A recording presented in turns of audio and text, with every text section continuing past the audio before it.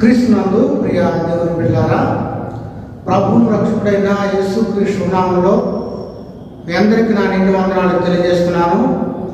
ఇట్టి భాగ్యం మనకి ఇచ్చినందుకై దేవాది దేవునికి నా నిండు కృతజ్ఞతలు తెలియజేస్తున్నాను. పరిశుద్ధ లేఖన భాగాలు చదువుకుని ముందుకు వెళ్దాము. ఈ దినమునకు ఏర్పాటు చేయబడిన పరిశుద్ధ లేఖన భాగము మత్తయి సువార్త 4వ అధ్యాయము 1వ వచనాన్ని చదువుతున్నాను. అప్పుడు యేసు అపవాది చేత శోధింపబడుటకు ఆత్మ వలన అరణ్యమునకు కొనిపోబడెను. 40 దినములు 40 రాత్రులు ఉపవాసం నుండి నా పిమ్మట ఆయన ఆకలి కొనగా. ప్రార్థన చేసుకుందాము. మహాకరుడును మహోన్నతుడును సర్వశక్తి మిక్కిలి కనికరం కలిగిన ప్రభువా, కొద్ది నిమిషాలు ఈ పక్షాన్ని వెళ్ళబోతుండగా మనందరితోనూ నీ వాక్యం చేత నీ పరిశుద్ధాత్మ శక్తితో మాట్లాడండి. అందరి హృదయంలోనూ 100 రెట్లు ఫలింపచేయమని, మహిమా ఘనత ప్రభావములు మీరే పొందమని యేసు దివినామములో అడిగి వేడుకున్నాం తండ్రి, ఆమేన్. మత్తయి సువార్త 4వ అధ్యాయము 3వ అధ్యాయం యొక్క కంటిన్యూషన్. 4వ అధ్యాయంలో యేసు ప్రభు శోధనకు గురైనట్టుగా లేఖనము మాట్లాడుతుంది. యేసు ప్రభు యొక్క సేవ పరిచర్య ప్రారంభము 4వ అధ్యాయంలో మనము చూడగలుగుతాం. క్రీస్తునందు ప్రియ దేవులారా, 3వ అధ్యాయము తరువాత 4 ప్రారంభం కనుక 3వ అధ్యాయంలో యేసు ప్రభువు బాప్తిస్మం తీసుకున్నాడు. యేసు ప్రభువు బాప్తిస్మం తీసుకున్నట్లో ఉద్దేశం ఏంటంటే, ఆయన మానవుడుగా, మనుష్య కుమారుడుగా, పాపిగా ఎంచబడినటువంటి వాడే మాదిరి అడుగు జాడలు చూపడానికి ఆయన బాప్తిస్మాన్ని పొందినటువంటి వాడుగా ఉన్నాడు. ఎప్పుడైతే ఆయన బాప్తిస్మం తీసుకున్నాడో ఆకాశము తెరవబడింది. పరిశుద్ధాత్ముడు ఈయన నా ప్రియకుమారుడు అని తండ్రి సాక్ష్యం చెప్పినట్టుగా మనం చూస్తా ఉన్నాం. కనుక ఇదిగో ఆకాశం తెరవబడెను, దేవుని ఆత్మ పాముల వలె దిగి అతని మీదకి వచ్చుట చూచెను. వీళ్ళరా, ఆకాశం తెరవబడింది. దేవుడు గొప్ప కార్యం చేశాడు ఆయన పట్ల.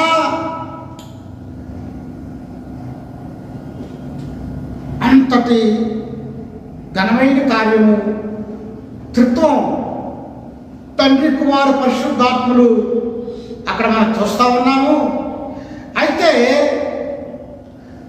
ప్రభువు బాప్తిస్మం ద్వారా మహిమ పొందినటువంటి వాడిగా ఉన్నాడు.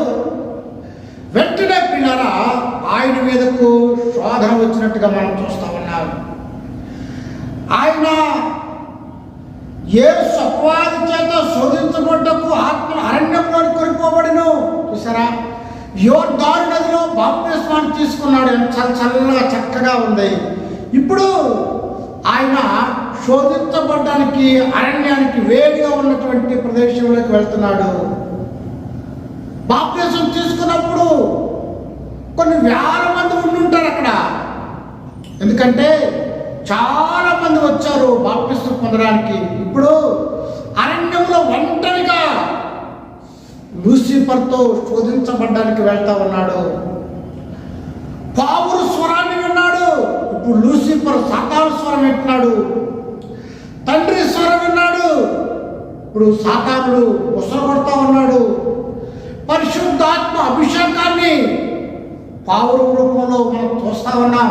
ఇప్పుడు సాతానుడు దాడి. పిల్లరా, బాప్తిస్మం జలంతో ఆయన బాప్తిస్మం తీసుకుంటే సాతానుడు అగ్ని పరీక్ష పెడతా ఉన్నాడు. యేసు ప్రభు బాప్తిస్మం తీసుకున్నప్పుడు ఆకాశం తెరవబడింది, పరలోకం తెరవబడింది. ఇప్పుడు పిల్లరా, నరకం, శోధన తెరవబడింది. క్రీస్తునందు ప్రియ దేవులారా, ఆయన ఇంత గొప్పవాడయ్యండి సాతాను చేత శోధించబడినటువంటి వాడిగా మనం చూస్తూ ఉన్నాం. శోధించబడటం పాపం కాదు, కానీ ఆ శోధనలో ఆయన పడిపోలేదు, ఆయన జయించేటువంటి వాడిగా ఉన్నాడు. యోబు అంటాడు, శోధించబడిన పిదప సువర్ణ వలె మారతారని. యేసు ప్రభువు కూడా మానవుడిగా ఉన్నాడు. ఆయన దేవకుమారుడు, మానవ రూపంలో ఉండి ఆయన శోధనకు గురయ్యాడు. పిల్లరా, యేసు ప్రభు శోధించబడ్డాడు, కానీ శోధన అనేటువంటిది ప్రతి ఒక్కరికి కూడా మరణము పొందు వరకు శోధనలు వెంటాడుతున్నటువంటిది వాస్తవం. అనగా మానవుడు పుట్టిన మొదలుకొని మరణించే వరకు ఈ లోకంలో శోధనలు అనేటువంటివి వెంబడిస్తూనే ఉంటాయి. శోధన లేనటువంటి మానవుడు ఎవరు కూడా ఉండరనేటువంటిది వాస్తవం. ప్రియులారా, బైబిల్ చెప్తా ఉంది, శోధించబడినటువంటిది మనం దేవునికి దగ్గర అవుతాము లేదా దూరంగా అవుతాము. అందువల్ల శోధనకు గురి కావడం అనేటువంటిది తప్పు కాదు, అది పాపం కాదు. శోధన అనేటువంటిది మానవునికి వస్తానే ఉంటాయని లేఖన భాగము మాట్లాడుతుంది. క్రీస్తునందు ప్రియ దేవులారా, క్రైస్తవుడిగా ఉన్నంత మాత్రాన శోధన రావని కాదు. ఎందుకంటే యేసు ప్రభువే శోధనను అనుభవించినటువంటి వాడుగా ఉన్నాడని లేఖనం మాట్లాడుతుంది. యాకోబు రాసిన పత్రిక 1:13 చదువుతున్నాను. దేవుడు కీడి విషయమే శోధింపబడ్డాడు.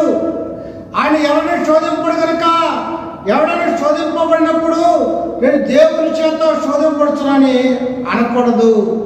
ప్రతివాడు తన స్వకీయమైన దురాలోచన ఎడవబడి మరల కప్పబడిన వాడు శోధింపబడను. చూసారా, స్వకీయ దురాలోచన వల్ల శోధించబడేటువంటి వాడుగా ఉన్నాడు. కనుక పిల్లరా, ప్రతి ఒక్కరూ శోధనకు గురవుతారు. యేసు ప్రభు కూడా మానవుడుగా ఉన్నాడు కనుక ఆయన శోధించబడినటువంటి వాడుగా టెస్టింగ్ ఆయన జరిపించాడు. టెస్ట్ చేయబడ్డాడు యేసు ప్రభు. క్రీస్తునందు ప్రియ దేవులారా, గ్రీక్ మాట శోధన అంటే పెయిరాజన్ అనే మాట వాడబడింది. అనగా పరీక్ష కంటే ఎక్కువైనటువంటి పరిస్థితులు ఎదుర్కొన్నాడు యేసు ప్రభు. మార్టిన్ లూథర్ అంటాడు, ప్రతి క్రైస్తవుడికి ప్రార్థన, ధ్యానము, శోధన 3 ఉంటాయంట. చూసారా, నువ్వు ఎంతగా ప్రార్థన చేస్తావో, ఎంతగా ధ్యానం చేస్తావో, అదే విధంగా శోధించేటువంటి వాడుగా, శోధనకు గురైనటువంటి వాడుగా ఉంటామని లేఖనము మాట్లాడుతుంది. వీళ్ళారా, శోధన అనేటువంటిది పరిశుద్ధ లేఖనాన్ని బట్టి మానవులుగా ఉన్న ప్రతి ఒక్కరూ కూడా శోధనకు గురవుతారనేటువంటిది వాస్తవమని మనము తెలుసుకోవాలి. 2వ వచనంలో 40 దినములు 40 రాత్రులు ఉపవాసం ఉండిన పిమ్మట ఆయన ఆకలి కొనగా యేసు ప్రభు పరిచర్య ప్రారంభంలో 40 దినాలు ఆయన ఉపవాసం ఉన్నాడు. దేవుని యొక్క శక్తి పొందడానికి, దేవుని బలాన్ని పొందడానికి, పరిచర్య చేయడానికి ఆయన ఉపవాసం ఉన్నటువంటి వాడిగా మనం చూస్తూ ఉన్నాం. ఉపవాసం అంటే శరీరాన్ని కృషింపజేయడం, ఆత్మలో ఎదగడము. అందువల్ల శరీరము ఆత్మ 2 పోటీగా ఉన్నాయి కనుక శరీరము తగ్గితే ఆత్మ పెరుగుతుంది.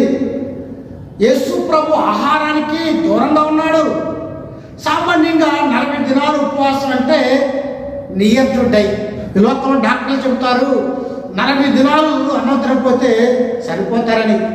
అనగా యేసు ప్రభువు మరణము పొందినంత శరీర బలహీనతో ఉన్నప్పుడు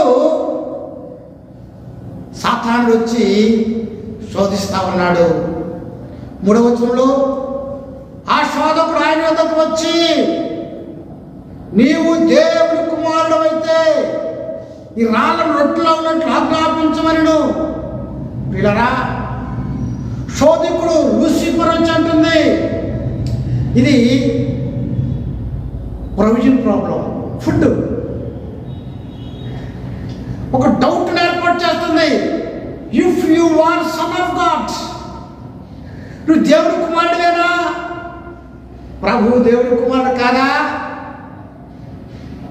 ఆయన దేవుడి కుమారుడే. అంతకంతమే పరిశుద్ధాత్ముడు చెప్పాడు, నా ప్రియ కుమారుడు. ఆయన నిరూపించవసరమే లేదు, ఆయన నిరూపించుకోగలడు. అయినా సరే ఆయన శోధనకు లొంగేటువంటి వాడు కాదు. క్రీస్తునందు ప్రియులారా, ఆకలి కొన్నాడు, ఆకలిస్తా ఉంది. సాతాను అంటున్నాడు, ఈ రాళ్ళను రొట్టెలవుగాక అన్నాడు ఆయన. క్రీస్తునందు ప్రియ దేవులారా, దేవుడు ప్రభు అయిన యేసు రొట్టెలు చేయలేడా?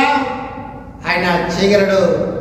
కానీ ఆయన దేవుని కుమారుడుగానే లోకానికి వచ్చాడు. ఆయన భక్తి, వినయము, విధేయత అన్ని కలిగిన వాడైంది కూడా అతడు ప్రశ్నించబడేటువంటి వాడు ఉన్నాడు. దేవుని కుమారుడుగా ఆయన నిరూపించుకోమని సాతానుడు అనుమానిస్తున్నాడు. క్రీస్తునందు ప్రియులారా, ఆయన రొట్టెలను చేయగలడు రాళ్ళ ద్వారా, ఆయనకు అసాధ్యమైంది లేదు. కానీ ఆయనకున్నటువంటి దైవత్వపు శక్తిని, power is not use for himself. ఆయన కొరకు, స్వార్థం కొరకు ప్రభు అనేటువంటి వాడు కాదు. దేవుని వరాన్ని, దేవుని యొక్క శక్తిని తన కొరకు వాడుకునేటువంటి హక్కు, అవసరత ఉన్నప్పటికీ కూడా ఆయన సంపదను సృష్టించగలిగినటువంటి వాడు, సృష్టిని చేసినప్పుడు తండ్రితో ఉన్నటువంటి వాడు అయినప్పటికీ is the mind of God. దేవుని యొక్క మనస్సు యేసు ప్రభు. సృష్టిని చేసినప్పుడు తండ్రికి ఆలోచన ఇచ్చినటువంటి వాడు ప్రభు అయిన యేసుక్రీస్తు. He can made everything. He can do what? తన స్వకీ కొరకు, తన స్వార్థం కొరకు ఆయన వాడుకున్నటువంటి వాడు కాదు. ఇలా సంపదను సృష్టించగలవాడు కానీ చేయలేదు. తన బలం, తన వరాలు, తన కుమారత్వాన్ని ఆయన నిరూపించగలడు. ఇలా నేను ఫలానా వారి కుమారుడు నిరూపించగలేనా? మనందరి జేబులు డ్రైవింగ్ లైసెన్స్ ఉంటాయి, పాన్ కార్డులు ఉంటాయి, ఆధార్ కార్డులు ఉంటాయి, రేషన్ కార్డులు అన్నీ ఉంటాయి. నేను ఫలానా వారి కుమారుడు ఈజీగా నిరూపించుకోవచ్చు. కానీ ప్రభు అయిన యేసుక్రీస్తు ఆయన నిరూపించగలిగినటువంటి శక్తి ఉన్నప్పటికీ కూడా ఆయన శిలువలో దేవుని కుమారుడుగా నిరూపించుకున్నాడు. వీళ్ళరా, ఈ లోపల మానవులందరూ కూడా ఫలానా వారి కుమారుడు నిరూపించుకోవచ్చు. కానీ యేసు కల్వరి శిలువలో తన రక్తాన్ని కార్చుటను బట్టి ఆయన దేవుని యొక్క కుమారుడుగా నిరూపించుకొని సాతాను తల చెత్తగొట్టినటువంటి వాడుగా ఉన్నాడు. క్రీస్తునందు ప్రియ దేవులారా, పైకి చెబుతుంది, 4వ చదువుతున్నాను. మనుష్యుడు, అందుకైన మనుష్యుడు రొట్టె వల్ల మాత్రము కాదు కానీ దేవుని నోటి వచ్చు ప్రతి మాట వల్ల జీవించాలని రాయబడి ఉన్నదని చెప్పాను. పిల్లరా, ప్రభు అంటున్నాడు, మనుష్యుడు రొట్టె వల్ల కాదు కానీ దేవుని నోట నుండి వచ్చు ప్రతి మాట వలన కూడా మానవుడు జీవించేటువంటి వాడుగా ఉన్నాడని లేఖనము మాట్లాడుతోంది. ద్వితీయోపదేశకాండంలో 8వ అధ్యాయం 3వ వచనం పరిశుద్ధ లేఖనం ఇలా మాట్లాడుతూ ఉంది. ద్వితీయోపదేశకాండము 8:3లో పరిశుద్ధ లేఖనం ఇలాగా మాట్లాడుతూ ఉంది. చదువుతున్నాను. ఆహారం వల్లనే గాక యెహోవా సెలవిచ్చిన ప్రతి మాట వల్ల నరుడు బ్రతుకుదునని నీకు తెలియజేయుటకు నిన్ను అణిచి నీకు ఆకలి కలుగజేసి నీవే కానీ నీ పితరులే కానీ ఎన్నడెరుగని మన్నాతో పోషించను. క్రీస్తునందు ప్రియులారా, ప్రభు అన్నాడు, ఆహారం వల్లే కాక యెహోవా సెలవిచ్చిన ప్రతి మాట వల్ల బ్రతుకును కదా. దేవుని మాట వల్ల మానవుడు జీవిస్తాడు. ఇశ్రాయేలీయులు 6 లక్షల కాల్బలము అరణ్యములో పోషించబడ్డారంటే because of the word of God. దేవుని మాట మన్నా ఆకాశం నుండి కురవబడింది. వారు వేసుకున్న వస్త్రాలు పాతగలలేదు, చెప్పులు అరగలేదు. దేవుని మాట ప్రకారము వాళ్ళు కానాను దేశానికి వచ్చినటువంటి వారుగా ఉన్నారు. క్రీస్తునందు ప్రియులారా, అందువల్ల ప్రభువు అంటున్నాడు, మనుషుడు రొట్టె వల్ల కాదు కానీ provision God can provide everything for us. మన కొరకు ఆయన ఇచ్చేవాడుకున్నాడు. సర్వజీవులు ఆయన గుప్పిడల నుండి ఆహారాన్ని పొందుతున్నాయని 104వ సంకీర్తనలో మనం చూస్తూ ఉన్నాం. పోషణాధారం ఆయన 100వ కీర్తనలో చూస్తూ ఉన్నాం. క్రీస్తునందు ప్రియులారా, ఆయన సంపదను సృష్టించగలవాడే, కానీ దేవుని కుమారుడు అయితే నిరూపించుకోమంటే ఆయన ఆత్మీయ పోరాటాన్ని శిలువలో దేవుని కుమారుడిగా నిరూపించుకున్నాడు. అంతేకాకుండా ఆయన యేసు ప్రభు సాతాను వాక్యం ద్వారా జయించాడే తప్ప ఆయన మాట ద్వారా జయించడం కాదు, తర్కం ద్వారా కాదు. సాతాన్ని పోరాటం చేయడం కాదు తర్కం ద్వారా, కానీ యేసు ప్రభు వాక్యం ద్వారా ఆయన సాతానుడు జయించినటువంటి వాడుగా ప్రభు ఉన్నాడు. క్రీస్తునందు ప్రియులారా, మొదటిగా ఆయన సాతానుడు ప్రొవిజన్ ఆహారాన్ని విషయంలో యేసు ప్రభుని శోధించాడు. దేవుని వాక్యం చేత ఆయన కనుక యవనస్తులారా మీరు బలవంతులు, దేవుని వాక్యము మీలో ఉంది. యేసు ప్రభు కూడా యవనస్తుడిగా ఉన్నాడు. 30 ఏళ్ళు వయసు అప్పుడు ఆయనకు సాతానుతో శోధించబడినప్పుడు దేవుని వాక్యములో ఆయన బలవంతుడు కనుక దుష్టులను జయించినటువంటి వాడుగా ఉన్నాడు. 5వ వచనం చదువుతున్నాను. అంతటా అపవాది పరిశుద్ధ పట్టణమునకు ఆయనను తీసుకొని పోయి దేవాలయ శిఖరమున ఆయన నిలవబెట్టి, నీవు దేవుని కుమారుడవైతే క్రిందకి దూకుము, ఆయనను గూర్చి తన దూతలకు ఆజ్ఞాపించును, నీ పాదం ఎప్పుడు ఎన్నో రాత్రికి తగలకుండా వారిని చేతులు ఎత్తిపోతుకుందరు అని రాయబడి ఉన్నది ఆయనతో చెప్పాను. పిల్లరా, 2వ శోధన ఆయనను దేవాలయ శిఖరమున ఆయన నిలువబెట్టి, చూసారా, అంత అపవాది పరిశుద్ధ పట్టణంలో ఆయన తీసుకుని పోయి ఆయన్ను పరిశుద్ధ పట్టణానికి అనగా యెరూషలేమునకు ఆయనను తీసుకుని వెళ్ళినటువంటిదిగా ఉంది. దేవాలయాన్ని చూపించింది. దేవుని కుమారుడు అయితే ఇక్కడ దూకమని చెప్తా ఉంది. ఇలా సాతానుడికి కంటత వాక్యాలు బాగా తెలుసు. వాక్యం చెబుతుంది, సాతానుడు ఆయనను గురించి తన దూతలకు ఆజ్ఞాపించినటువంటి కీర్తన గ్రంథంలో 91వ కీర్తన 11, 12 వచనాలు లూసిఫర్ చెప్తా ఉంది. అనగా వాక్యాన్ని బాగా ఎరిగినటువంటిదిగా ఉంది. యెరూషలేము నుండి క్రిందకు 200 అడుగులు దూకాల. మరి దూకితే దేవదూతలు పరిచయం చేస్తాయి ఆయనకు. కానీ ప్రియులారా, ఈ 2వది ఏం చూపుతుందంటే గర్వాన్ని చూపుతుంది. నువ్వు దేవుని కుమారుడు అయితే దూకలేడా? ప్రెస్టేజ్ కారణం దూకాలిగా. కానీ అతడు దేవుని చిత్తానికి మహిమ తీసుకొచ్చేటువంటి వాడుగా ఉన్నాడు.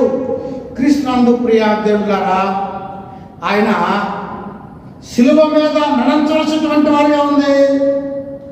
ఆయన దేవుని యొక్క కుమారుడిగా నిరూపించుకోవాల్సిన అవసరం లేదు.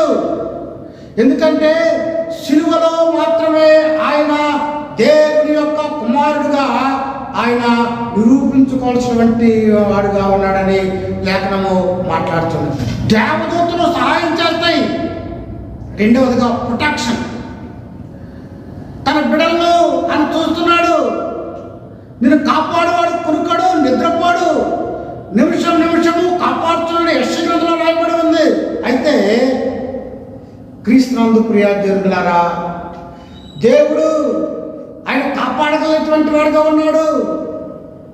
ఆయన వాగ్దానం చేశాడు, ఆయన వాగ్దానం మీద వర్షిస్తున్నాడు.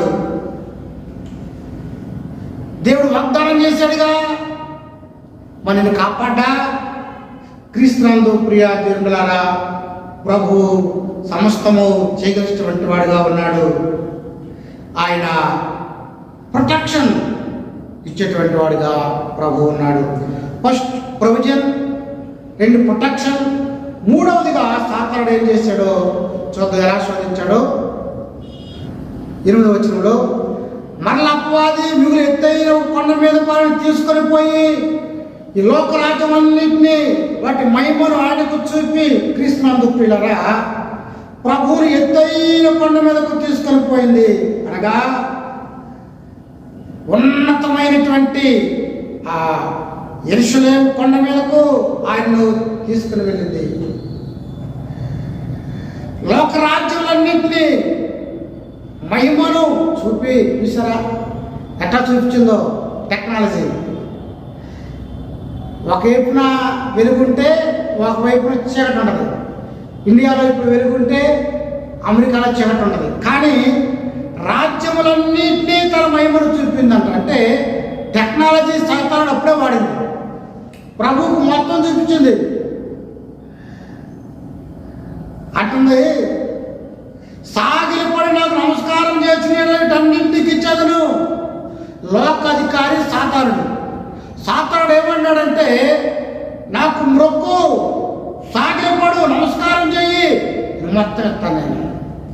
యేసు ప్రభు ఎందుకు వచ్చాడు? రాజ్యాన్ని స్థాపించడానికి వచ్చాడు. ఇప్పుడు సాతానుడు ఏమంటున్నాడు? నేను ఇస్తాను నీకు రాజ్యాన్ని. Easy method to get the world. లోకాన్ని సాతానుడు ఈజీగా ఇవ్వాలనుకున్నాడు. కానీ అపవాది పద్ధతులు కూడా ఈజీ మెథడే. యేసు ప్రభు వచ్చింది ఈ లోకంలో రాజకీయపరమైన లోకాధికారం కొరకు రానా, ఆయన ఆత్మ సంబంధమైనటువంటి రాజ్యాన్ని స్థాపించడానికి యేసు ప్రభు వచ్చినటువంటి వాడుగా ఉన్నాడు. ఆయన ప్రభు చెప్పాడు, పరలోకమందును భూమి అందును నాకు సర్వాధికారం ఇవ్వబడింది. మరి సాతానుడు ఏమంటున్నాడు? నేను ఇస్తాను నీకు రాజ్యాన్ని. క్రీస్తునందు ప్రియ దేవులారా, ఒకవేళ సాతాను మాట విన్నట్లయితే యేసు ప్రభు సిలువ మీదకి వెళ్ళవలసిన అవసరం ఉండేది కాదు. ఎందుకో ఈజీ వేలో సాతానుడు ఇచ్చేస్తానంటాడు రాజ్యాన్ని, లోకరాజ్యాన్ని. కానీ పిల్లరా, యేసు ప్రభువుకు ఆయన సమస్తమైనటువంటి వాడుగా ఉన్నాడు. ఆయన సర్వాధికారం ఇవ్వబడింది. ద్వితీయోపదేశకాండం 6:13 మనం చూద్దాం ఒకసారి లేఖన భాగాన్ని. ద్వితీయోపదేశకాండము 6:13 లేఖనం ఇలాగా సెలవిస్తూ ఉంది, చదువుతున్నాను.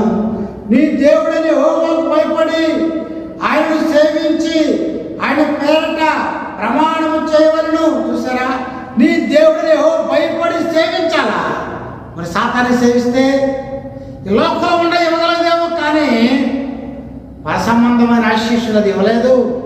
కనుక ప్రభు అంటున్నాడు, వాక్యం ద్వారా సాతాను జయిస్తున్నాడు. దేవుడు వాగ్దానం చేశాడు,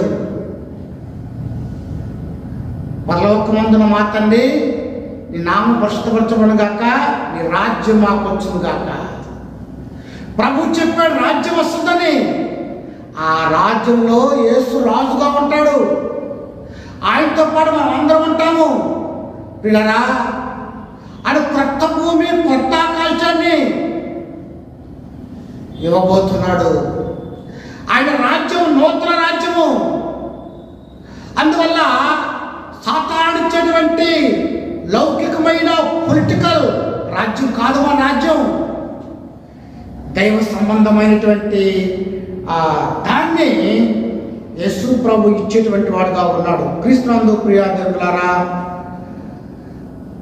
10వ వచనంలో యేసు వానితో సాతాను పొమ్ము, ప్రభు అయిన నీ దేవునికి మొక్కి ఆయన మాత్రమే సేవింపవలను అని రాయబడిందని. 11వ వచనంలో అంత అపవాది ఆయనను విడిచిపోగా ఇదిగో దేవదూతలు వచ్చేందుకు పరిచర్య చేసిరి. క్రీస్తునందు ప్రియ దేవులారా, అపవాది 3 విధాలుగా, ఒకటి ఆహారపరంగా శోధించింది, రెండవదిగా ప్రొటెక్షన్, కాపుదల విషయంలో దేవుడు కాపులా కాస్తారు కనుక దుఃఖాన్ని శోధించింది, మూడవదిగా వాగ్దానం చేయబడింది, దాన్ని అప్రమకాన్ని కలిగజేసింది, సర్వాధికారం ఇస్తానంది. పిల్లల యేసు ప్రభు శిలువలో మరణించడం ద్వారా సర్వాధికారాన్ని కలిగినటువంటి వాడుగా ఆయన ఉన్నాడు. అందువల్ల ఈ 3 కూడా వాక్యం ద్వారా యేసు ప్రభు జయించాడు. అందుచేత సాతానుడు పారిపోయాడు, అనగా ఓడిపోయాడు. ప్రభు యేసుక్రీస్తు విజయాన్ని పొందినటువంటి వాడుగా ఆయన ఉన్నాడని మనము జ్ఞాపకం చేసుకున్నటువంటి వారంగా ఉంటున్నాం. క్రీస్తునందు ప్రియులారా, బైబిల్ చెబుతుంది, జేమ్స్ యాకోబు రాసిన పత్రిక 4:7, అపవాది ఎదిరించుడి, అప్పుడు వాడి మీద నుంచి పారిపోవును. కనుక యేసు ప్రభు అపవాదిని ఎదిరించినటువంటి వాడు ఉన్నాడు. పతనమైనటువంటి ప్రపంచంలో సాతానుడు ఎప్పుడు కూడా గందరగోళం చేసేటువంటి వాడు ఉన్నాడు.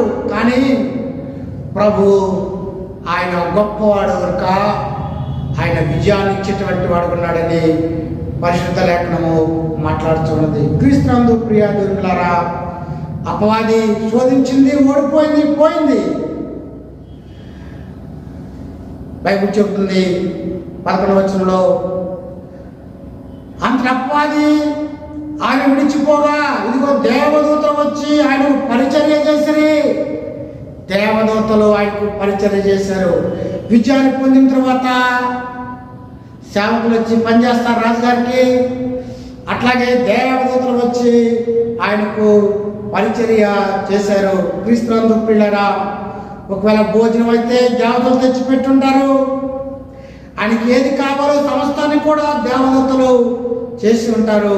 ఎందుకంటే ఆయన గెలిచినటువంటి వాడుకున్నాడని లేఖన భాగము మాట్లాడుతుంది. పిల్లరా, ఏది అనుకున్నాడు నా పని అయిపోయిందని, కానీ దేవుని దూత వచ్చి ఆహారాన్ని నీళ్ళనిచ్చి నీ శక్తికి మించిన ప్రయాణం నీకుంది ఏలియా అని చెప్పింది. పిల్లరా, హిజ్బేలుకు భయపడిపోయాడు, మరణిస్తే మేలనుకున్నాడు ఏలియా. కానీ అపవాది చేత శోధించబడిన పిదప శక్తికి మించిన ప్రయాణం ఉందని ప్రభువు మాట్లాడుతున్నాడు. క్రీస్తునందు ప్రియ దేవులారా, శోధనను జయించిన పిదప గొప్ప విజయాన్ని దేవుడు ఇచ్చేటువంటి వాడుగా మనము చూస్తా ఉన్నాం.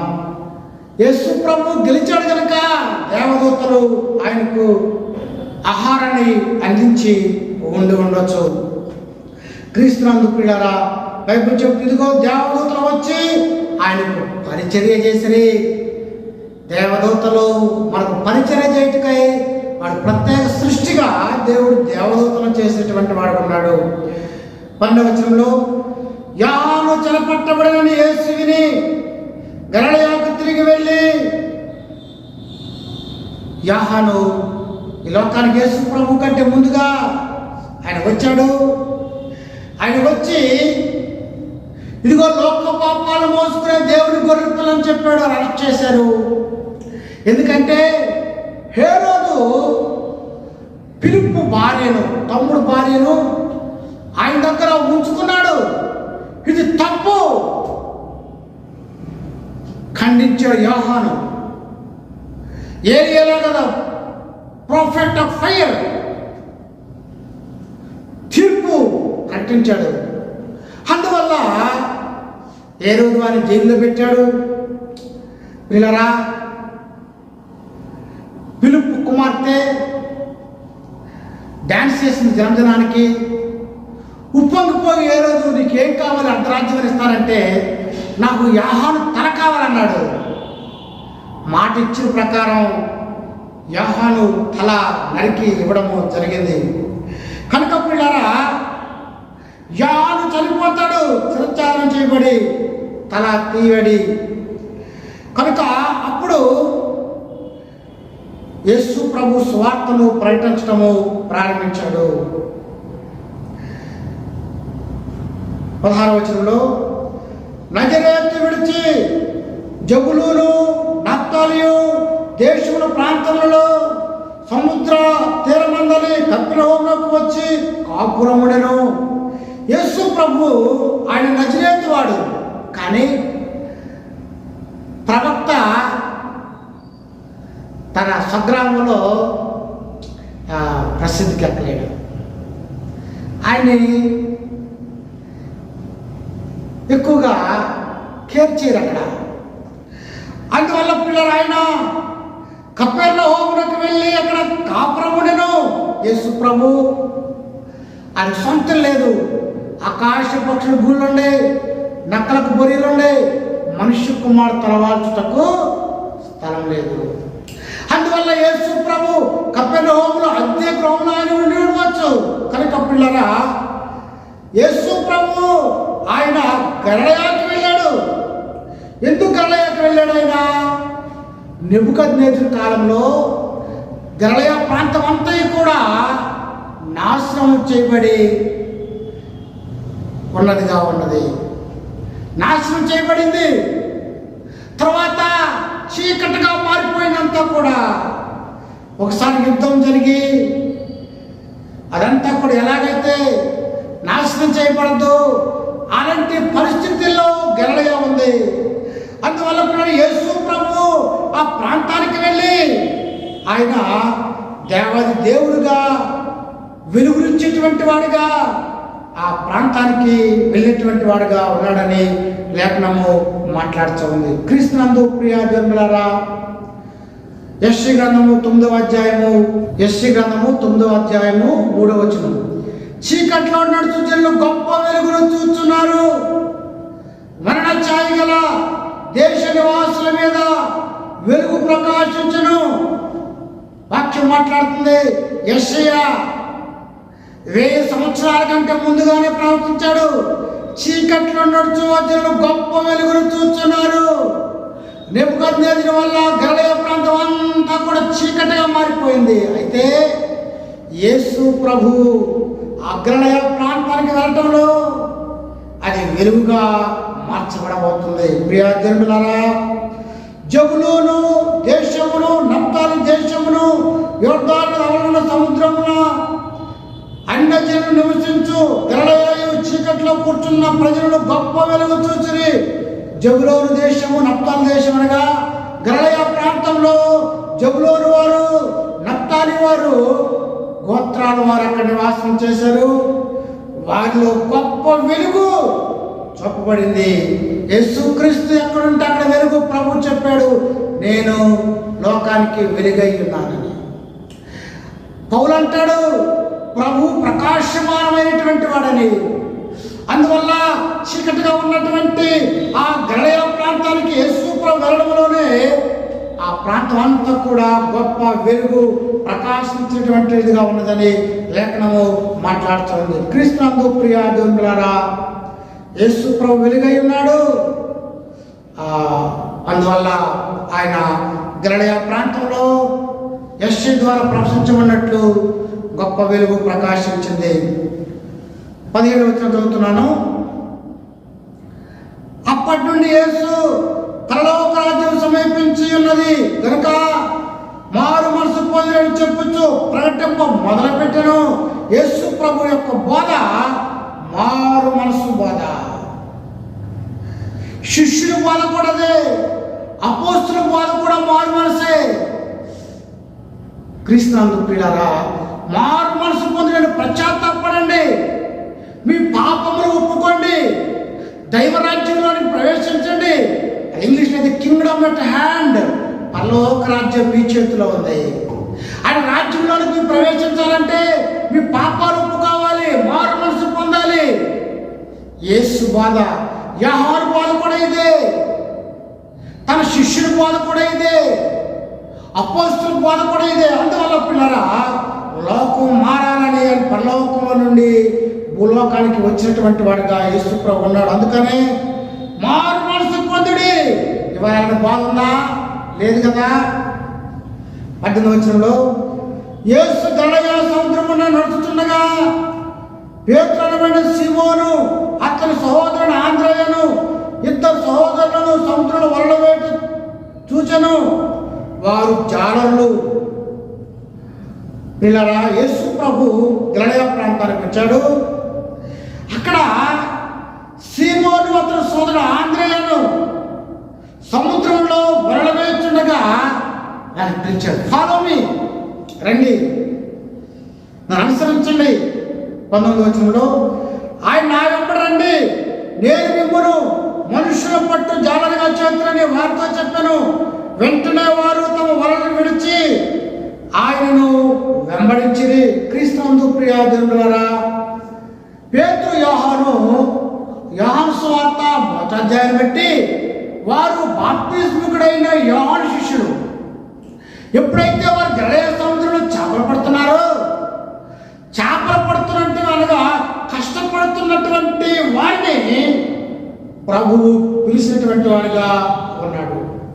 ఎప్పుడైతే ప్రభువు పిలిచాడో వారు వలలు విడిచిపెట్టి అనగా వారి జీవనాధారాలు వదిలిపెట్టారు. వారి భవిష్యత్తు సంస్థాన్ని కూడా యేసు గురువని ఆయనను వెంబడించినటువంటి వారుగా వారు ఉన్నారు. క్రీస్తునందు ప్రియ దేవులారా, ఎందుకు యేసు ప్రభు వారు పిలిచాడంటే ఆయనతో కూడా ఉండడానికి. వారు తమ కుటుంబాలను వదిలేశారు, తమ వారి జీవనాధారం వదిలేశారు. కానీ యేసు ప్రభువును వెంబడించినటువంటి వారుగా వారు వదిలిపెట్టారు. ప్రియులారా, ఎందుకు ప్రభువు అని పిలిచాడంటే వారు ధైర్యవంతులు. అర్ధరాత్రి ఎలా ఏ సమయంలోనైనా కష్టపడేటువంటి సత్తా వారిలో ఉంది. బైబిల్ చెప్తుంది, విడిచిపెట్టి వెంటనే ఇమీడియట్లీ ది ఫాలోడ్ జీసస్. వారు వెంటనే యేసు ప్రభువుని ఆలస్యం చేయలేదు. దేవుని పని కొరకు వెంటనే వారు యేసు ప్రభువుని వెంబడించారు. 21వ వచనంలో ఆయన అక్కడి నుండి వెళ్ళి జబదయి కుమారుడైన యాకోబు అతని సోదరుడైన యోహాను అను వారి ఇద్దరు సహోదరులను తమ తండ్రి అయిన జబదాయి యొద్ద దోణిలో తమ వలను బాగు చేసుకుంటుండగా చూచి వారిని పిలిచెను. వెంటనే వారు తమ దోణిను తమ తండ్రి విడిచిపెట్టి ఆయనను వెంబడించెను.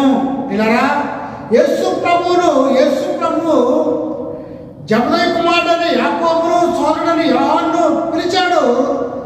వాళ్ళు కూడా వలలు బాగు చేసుకున్నదనగా పనిలో ఉండగా దేవుడు వారిని పిలిచినటువంటి వాడుగా ఉన్నాడు.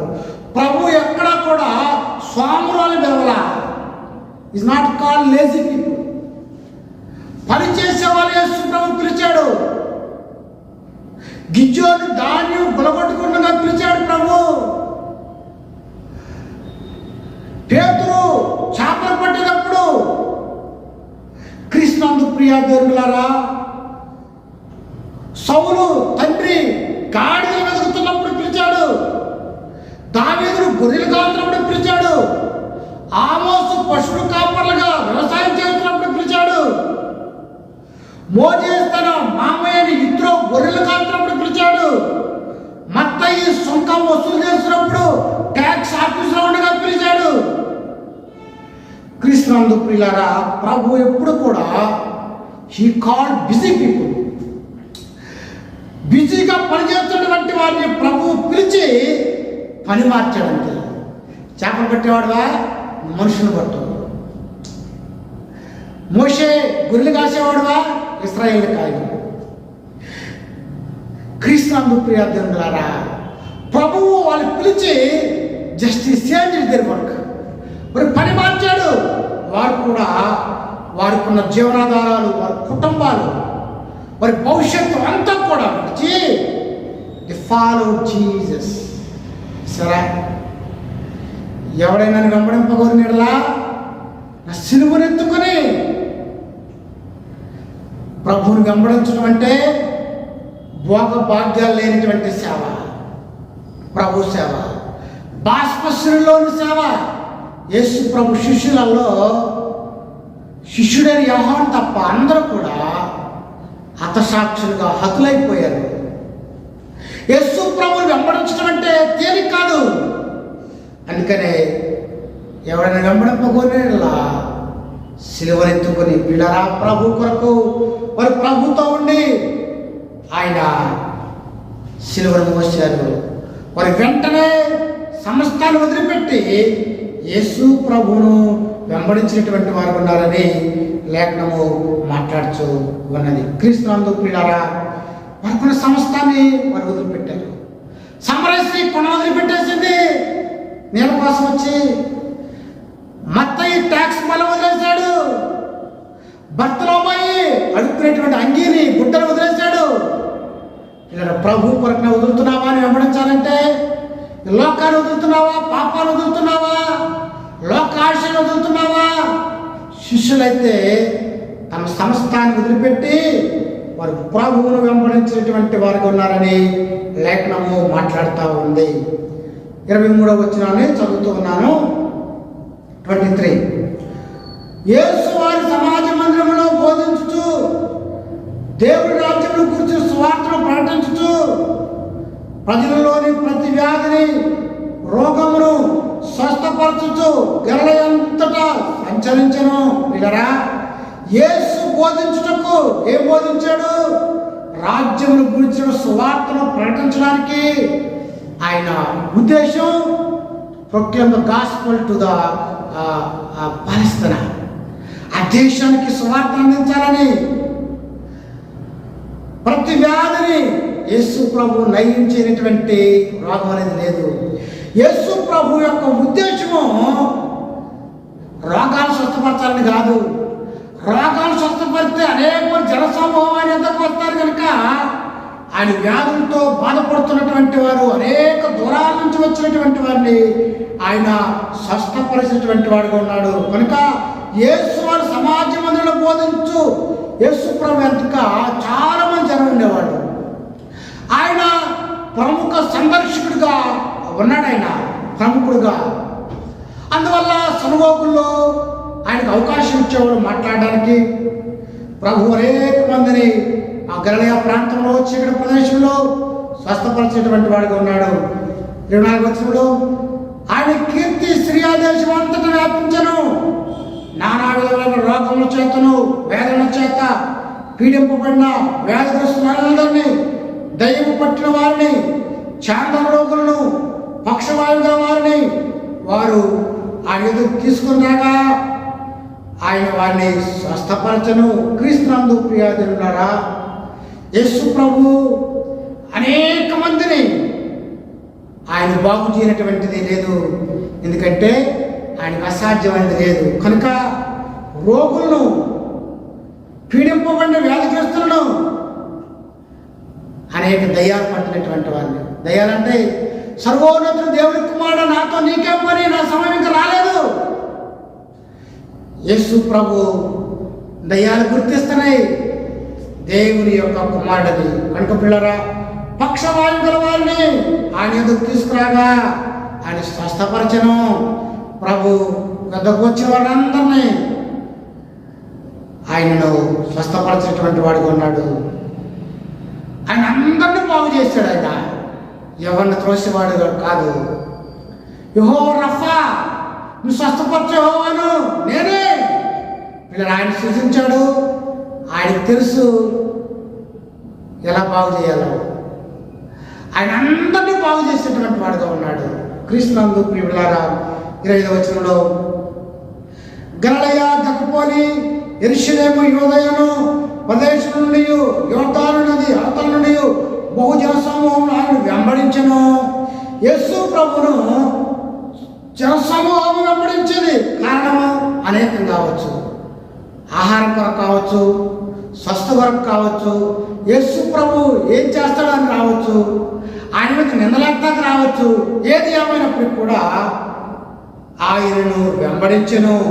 బహుజన సమూహము యేసు ప్రభును వెంబడించినటువంటి వారిగా ఉన్నారు. క్రీస్తునందు ప్రియులారా, ఈ 4వ అధ్యాయంలో యేసు ప్రభు దేవుని కుమారుడే, కానీ ఆయన దేవుని కుమారుడైన కూడా ఆయన శోధించబడ్డాడు. అనగా శరీరంతో ఉన్న ప్రతి ఒక్కరూ కూడా మహిమలోకి అనగా మరణించే వరకు కూడా శోధనకు గురవుతాం. కానీ యేసు ప్రభు ఆయన ఆత్మీయ పోరాటంలో సాతానుని వాక్యం ద్వారా జయించాడు కనుక నీవు నేను వాక్య ఖడ్గాన్ని కలిగినటువంటి వారంగా, అపవాది తంత్రాలను జయించేటువంటి వారంగా, అపవాది కూడా ఎవరిని మింగుదానో అని గర్జించి సింహవలే తిరుగుతున్నాడు కనుక ప్రభు లూసిఫర్ యొక్క కుట్రలను కుతంత్రాలను వాక్యం ద్వారా జయించాడు. క్రీస్తునందు ప్రియులారా, నాకు ఇష్టం లేని అధ్యాయం ఇది ఉందండి బైబిల్లో. 4వది ఇదే, మత్తయి సువార్త 4వ అధ్యాయం అపవాది గురించి ఇష్టం లేని సబ్జెక్ట్ నాకు. ఏది ఏమైనప్పటికీ కూడా యేసు ప్రభు అపవాదిని జయించినటువంటి గొప్పవాడుగా ఆయన ఉన్నాడు. ఆయన సకల రోగులను ఈ అధ్యాయంలో బాగు చేసినటువంటి వాడుగా ఉన్నాడు. ఎలాంటి వారినైనా సరే ఆయన వాడుకుంటాడు. ఎవరినే సమస్తాన్ని విడిచిపెట్టి యేసును వెంబడించే వారిని ఆయన పరలోక రాజ్యాన్ని వారసులుగా చేశాడు. 12 కుమారుల దగ్గర కాపలా పెట్టాడు వాళ్ళని. యేసు ప్రభు కష్టపడేటువంటి ప్రతి ఒక్కరి ఎడల ఆయన కనికరం గొప్పదే. అందుకే కష్టపడేటువంటి పేతురు, యోహాను ఆయన పరిచర్య కొరకై పిలిచాడు. పిల్లరా, ప్రభు ప్రలోభాలకు నమ్మలా, ప్రలోభాలకు లొంగలైనా లోకరాజ్యాలన్నీ ఇస్తారన్నాడు ఈజీగా. కానీ ఆయన లోకానికి వచ్చింది రాజ్యవ్యాప్తి కొరకే. సిలువలో జయించడం ద్వారా ఆయన పరలోకమున భూమందును నాకు సర్వాధికారము ఇవ్వబడిందని ఆయన చెప్పినాడు. క్రీస్తునందు పిల్లరా, ఆయన ఎంతో ధైర్యమైనటువంటి వాడు. ఆయన దగ్గరకు వచ్చిన ప్రతి ఒక్కరిని కూడా ఆయన బాగు చేసినటువంటి గొప్ప దేవుడు కనుక ఈ లోకంలో మానవ శరీరంతో ఉన్నటువంటి మనకు జీవితకాలము శోధనలు వెంటాడతాయి. దేవుని వాక్యం మనలో ఉంటే వాక్యం ద్వారా సాతాన్ని జయించగలుగుతాం. అపవాదిని గద్దించుడి, వాడి మెదడుని పారిపోనన్న రీతిగా అపవాదిని వాక్యం ద్వారా జయించేటువంటి వారిగా క్రీస్తు యేసులో ముందు కొనసాగుదాం. ఉదాహరణ వచ్చినట్లయితే, మహాగరుడును మహోన్నతులను సర్వశక్తి మిక్కిలి కనికరం కలిగిన ప్రభువా, మీరు ఎలాగైతే లోపల దృష్టిని జయించినారో వాక్యం చేత మేము కూడా ఆత్మ ఖడ్గాన్ని కలిగి దుష్టుని ఎదిరించేటువంటి వారిగా చేయండి. ఎవరైతే వాక్యాన్ని విన్నారో వారందరిలో కూడా వాక్యాన్ని ఫలింపచేసి 100 రెట్లు ఫలించడానికి కృపణమని, తద్వారా వారు ఆత్మీయంగా బలపరచబడి నీ రాకడలో ఎత్తబడేటువంటి వారుగా ఉంచండి తండ్రి. ఎందరైతే సమస్యలతో బాధపడుతున్నారో కుటుంబాలలో వారందరినీ మీరు ఆశీర్వదించండి. వారి సమస్యల నుంచి విమోచన దాచేయండి. నిజమైన దేవుడు అని నీ ద్వారా రక్షణ విమోచన కలుగుదని తెలుసుకుని నీ ద్వారా మేలు పొందే వారిగా చేయమని, వాక్యం ప్రతి ఒక్కరు మీరు ఆశీర్వదించమని యేసు దిగునామని వేడుకున్నాం తండ్రి. ఆమేన్. తండ్రి అయిన దేవుని ప్రేమ, మన యేసుక్రీస్తు కృప, పరిశుద్ధాత్మ సహవాసం ఈ ప్రేమ సదాకాలం తోడయండి, కాసి కాపాడుగాక. ఆమేన్. God bless you.